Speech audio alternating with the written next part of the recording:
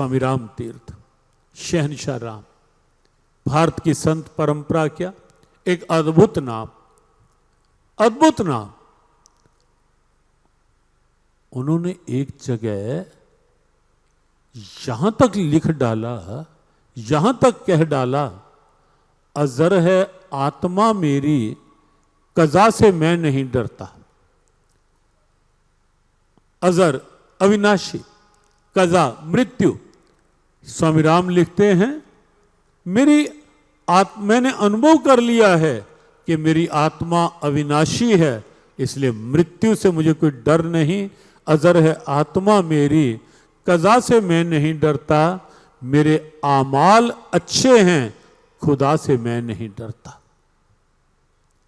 मैंने जीवन में कर्म इस ढंग के किए हैं कि मुझे ना मृत्यु से डर है, ना परमात्मा जीवन हो तो ऐसा जीवन हो, इतना आदर्श जीवन हो।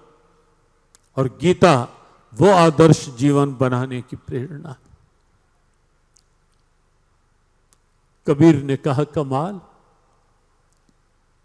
वैकुंठ तो मिलेगा मिलेगा, लेकिन आंसू इसलिए आ गया मृत्यु से पहले कि वहां वैकुंठ में जाकर भी जो यहां संतों का संग मिलता था, जो सत्संग मिलता था, कमाल, ये सत्संग वहां नहीं मिलेगा जाकर के।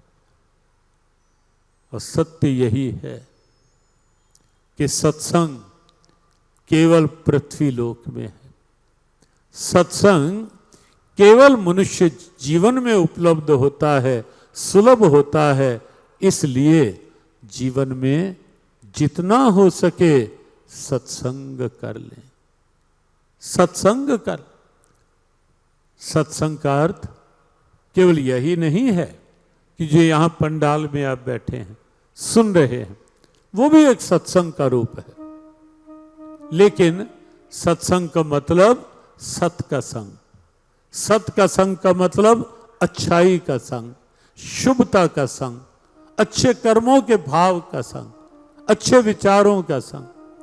सत्संग का मतलब असत नहीं, अशुभ नहीं, कोई बुराइयों का संग नहीं और किसी बुरे व्यक्ति का संग नहीं।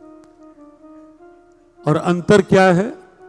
जो हमें बुराई की प्रेरणा दे वो कुसंग है, जो अच्छी भली बुद्धि को बिगाड़ दे उसका नाम कुसंग है, और जो बिगड़ी हुई बुद्धि को संवार दे उसका नाम सत्संग है।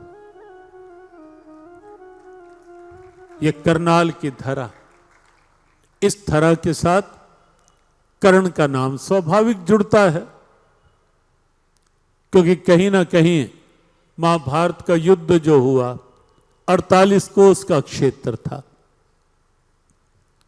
अनेक ऐसे स्थान हैं जो कुरुक्षेत्र विकास बोर्ड के माध्यम से जो चिन्हित हुए कि 48 कोस में कौन कौन से स्थान हैं जो महाभारत युद्ध के साथ कहीं ना कहीं उनकी घटनाएं जुड़ी हैं। उसमें करनाल के बहुत से, करनाल जिला में बहुत से स्थान हैं ऐसे जो महाभारत युद्ध के साथ जुड़े।